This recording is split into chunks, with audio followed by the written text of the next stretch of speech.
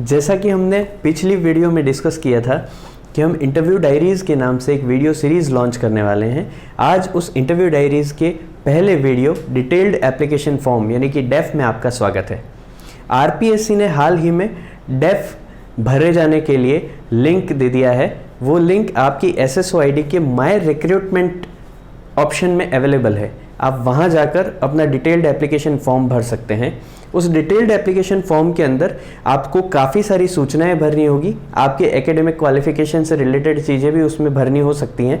दूसरा, उसमें आपको सेवा प्राथमिकताएं भी भरनी है। तो आप एक बार फॉर्म खोलकर देख लीजिएगा कि उस फॉर्म में आपको क्या क्या चीज़ें भरनी है, क्या क्या स्कैन डॉक्यूमेंट अपलोड करने हैं। अगर उसमें कोई स्कैन डॉक्यूमेंट अपलोड करने हैं तो वो डॉक्यूमेंट आप पहले से व्यवस्थित स्कैन करके रख लीजिएगा, चाहे आपके डॉक स्कैनर से या एडोब स्कैनर से, जैसा आपके पास सॉफ्टवेयर हो। अगर उससे प्रॉपर स्कैन हो जाते हैं तो वेल एंड गुड, अगर नहीं तो फिर आप किसी ई-मित्र या ऐसे संस्थान की हेल्प ले सकते हैं जो आपको स्कैन करके डॉक्यूमेंट अवेलेबल करा दे।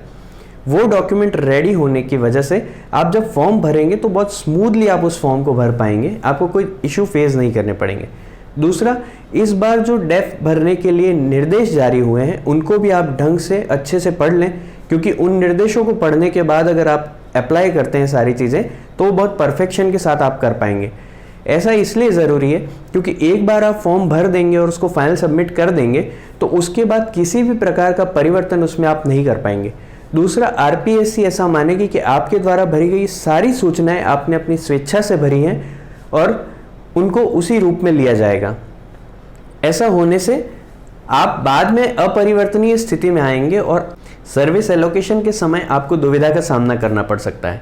तो जो भी करें तसल्ली से, आराम से, सोच समझ कर करना है, क्योंकि ये आपके जीवन का एक बहुत महत्वपूर्ण फैसला है, बहुत महत्वपूर्ण घड़ी है जिससे आप गुजर रहे हैं। ऐसा मौका एक बार मिलता है, बार बार मिले यह अनिवार्य नहीं है। दूसरा, इस बार टीएसपी का जो 1 और 2 का सिस्टम है वो ख़त्म कर दिया है।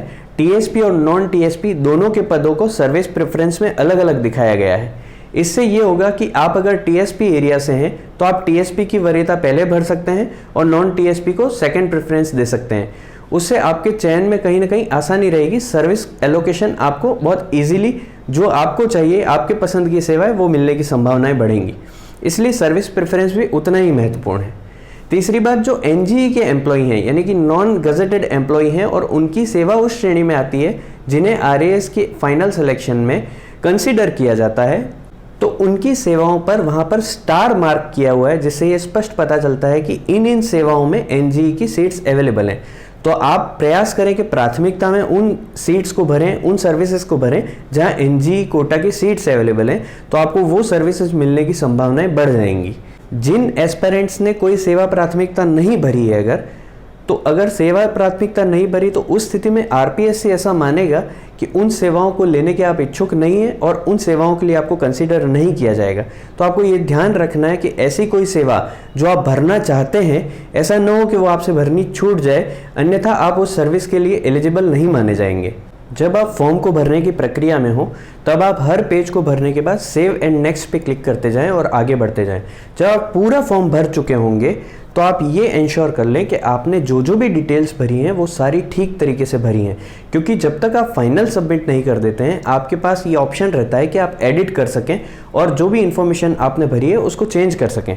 एक बार फाइनल सबमिट करने के बाद इसमें कोई परिवर्तन की गुंजाइश नहीं बचेगी और वो आपके द्वारा भरी गई अंतिम सूचना होगी।